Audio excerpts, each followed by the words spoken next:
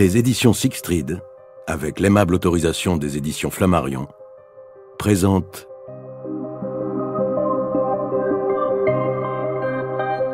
Féroce de Daniel Thierry, interprété par Hélène Losseur.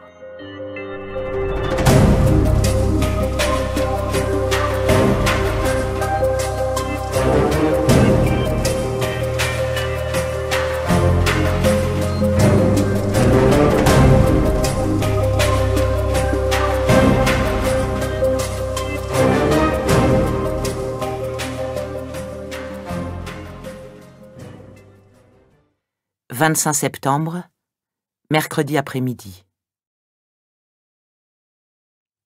Il l'a repérée près de la grande volière. Elle est restée longtemps, les mains accrochées au grillage, à contempler les oiseaux multicolores, les iguanes et les caméléons. Il a observé son profil, la délicatesse de sa bouche aux lèvres un peu boudeuses, la douloureuse tension dans son corps chaque fois qu'elle lâchait le métal pour relever une mèche obstinément vagabonde. Quelle chance il a eu aujourd'hui de tomber sur elle. Chaque fois que les cils sombres se relevaient sur son regard, la contraction de ses propres mâchoires l'obligeait à abaisser les jumelles pour respirer, les mains tordues d'impatience, à attendre que son cœur cesse de l'assourdir pour qu'il puisse continuer à l'épingler à travers les optiques ou le zoom de l'appareil photo. Nom de Dieu! Quelle élégance! Un pur joyau. Il l'a suivi. Il a su, comme toujours, être inodore et incolore, invisible. Elle a passé un temps infini au royaume des petites bêtes, à épier la vie sourde de cette faune minuscule dont elle n'imagine même pas ce que certaines d'entre elles sont capables de faire. Elle semble patiente. Sera-t-elle docile? Au contact des fauves, elle a exprimé de la réserve, mais étrangement, aucune peur. Il lui a expliqué les lions, en un murmure que, forcément, elle ne pouvait entendre.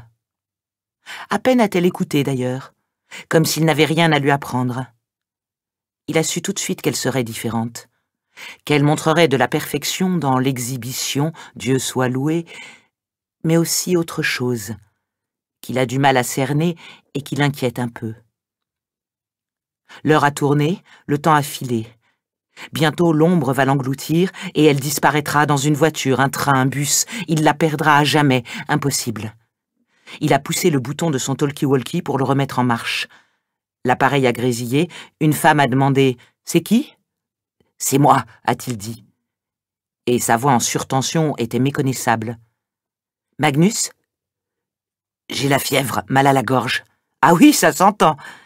Je rentre. Tu seras là demain ?» Il n'a pas pris le temps de répondre. Tout ce qui comptait, c'était la silhouette qui s'estompait déjà dans la brume et qu'il allait bientôt perdre. D'un geste brusque, il a détaché la dragonne du talkie-walkie, a jeté l'appareil au sol et couru pour reprendre l'avantage. Il a longé ce chemin insoupçonné des visiteurs, surplombant l'itinéraire qu'elle a emprunté pour quitter le parc. Arrivé au bout, il a recouvré souffle et contenance. Cette fois, il avait de l'avance sur elle. Il l'a vue arriver. La queue de cheval dansait sur ses épaules.